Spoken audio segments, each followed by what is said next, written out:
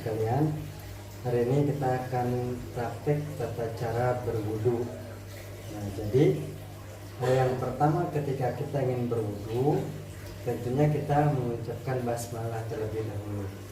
Nah, yang perlu diingat ketika menggunakan keran, itu air yang dibuka cukup hanya setengahnya saja, tidak boleh dikeluarkan semuanya, cukup setengah yang dikeluarkan.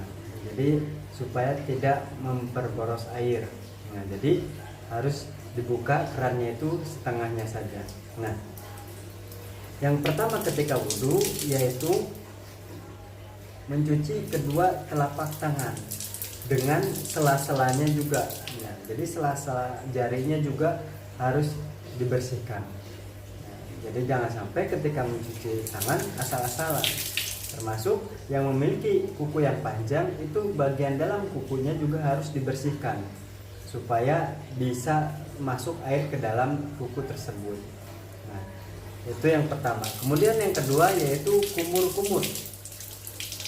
Ini kumur-kumur dilakukan sebanyak 3 kali ya. Disunahkan berkumur-kumur sebanyak 3 kali.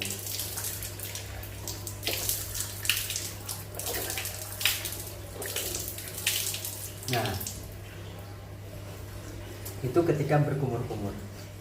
Juga ada di dalam satu keterangan ketika berkumur sekaligus menghirup air ke dalam hidung, itu bisa. Jadi boleh sekaligus berkumur sekaligus menghirup air ke dalam hidung.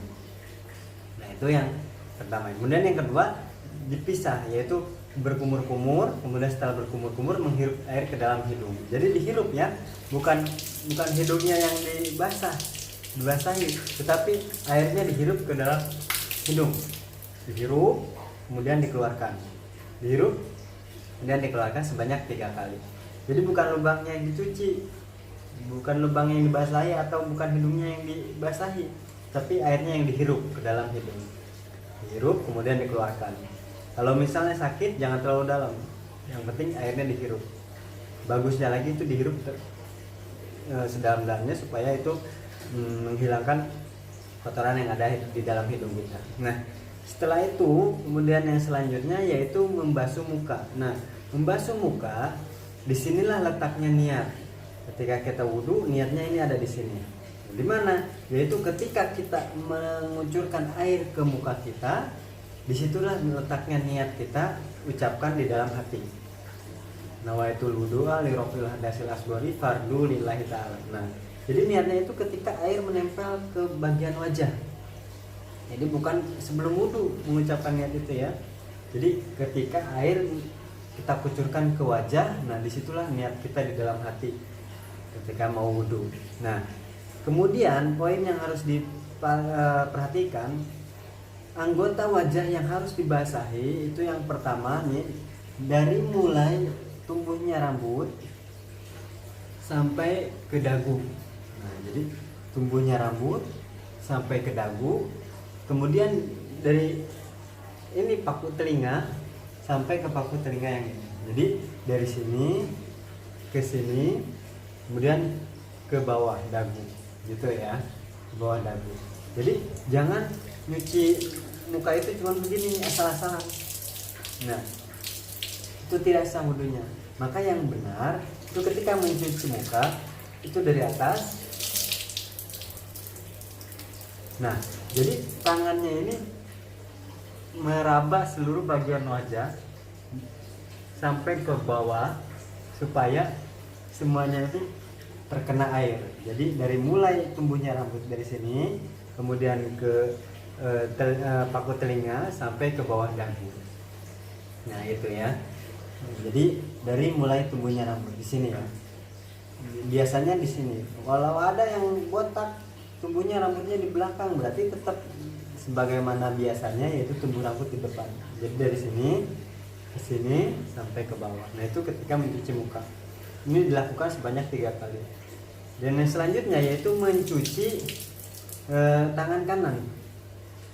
Ketika mencuci tangan kanan itu harus sampai siku-siku ya, harus sampai siku-siku. Makanya ketika kita menggunakan tangan panjang, itu tangannya ini harus dilipat sampai atas siku-siku. Ini siku-siku ya, harus dilipat sampai ke atas siku-siku. Ini baik laki-laki maupun perempuan, makanya ketika wudhu ini tangan panjangnya ini harus dilipat dulu sampai atas siku. Karena ketika wudhu itu kita basahi sampai siku-siku. Nah, contohnya seperti ini, dari atas ke bawah sini. Nah, ya, dari atas ke siku-siku. Ini dilakukan sebanyak 3 kali ya. Nah, jadi dari sini ke bawah sini. Jadi bukan begini ya. Nah, ini tidak dianjurkan. Bukan begini, tetapi seperti ini, dari atas jari-jari sampai ke siku-siku. Jadi yang disebut mencuci tangan itu karena di sini dikatakan ilal mirfaq ini itu sampai ke siku-siku. Nah, kalau udah ada kata sampai berarti awalnya itu dari sini, dari lengan sini, dari lengan kemudian ke siku-siku. Seperti ini ya, seperti tadi. Nah, ini dilakukan seperti ini. Nah, seperti ini ya. Nah, ini sebanyak 3 kali. Kemudian begitupun tangan kanan, tangan kiri. Tangan kiri juga sama, dicuci sampai siku-siku. Nah, kalau tangan kiri seperti ini. Nah, ya, ini dicuci seperti ini. Nah, selanjutnya mencuci kulit mengusap kulit kepala. Nah, jadi ketika mengusap kulit kepala itu harus diperhatikan. Jadi yang diusap itu bukan rambutnya. Kadang ada yang mengusap begini ya. Nah, ini yang diusap rambutnya, ini tidak sah wudunya. Bukan rambutnya yang diusap, tetapi kulit kepalanya, bagian dalam kepala ya. Bagian dalam kepala yang harus diusap. Boleh di depan sini, boleh di belakang, boleh di samping ya, samping. Yang penting kulit kepala. Dari mana? Yaitu dari patokannya dari tadi ini tumbuhnya rambut sampai ke belakang. Nah, itu termasuk bagian kulit kepala. Dalamnya yang diusap ya. Jadi bukan rambutnya yang diusap, tetapi kulit kepalanya. Karena kalau orang yang botak tidak punya rambut, nanti nggak bisa wudhu dia kalau misalnya rambutnya yang harus diusap. Yang diusap yaitu kulit kepalanya. Kemudian selanjutnya yaitu mencuci kedua telinga. Nah, mencuci kedua telinga itu seperti ini. Nah, jadi di sela-sela. Jadi telinga ketika kita basahi tangannya, telinganya ini kita sela-sela, jarinya ini ke dalam. Nah, kemudian ke sela-sela telinga. Nah, bagian jempol ini membasahi bagian belakang daun telinga. Nah, jadi seperti ini ya. Nah, jadi setelah di sela-sela, kemudian jempolnya ini harus mengusap bagian belakang daun telinga. Nah, supaya apa? Supaya seluruhnya terbasahi oleh air. Nah, itu cara membasuh telinga. Nah, kemudian yang terakhir yaitu mencuci kedua telapak kaki. Mencuci kedua kaki, mohon maaf.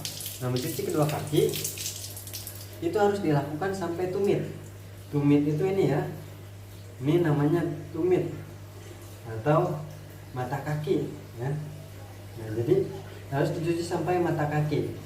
Kalau misalnya nyuci kaki itu termasuk sela-sela jari kaki ini harus dicuci, dilihat takut ada najis atau kotoran yang menempel atau benda apapun yang menempel, itu harus dihilangkan.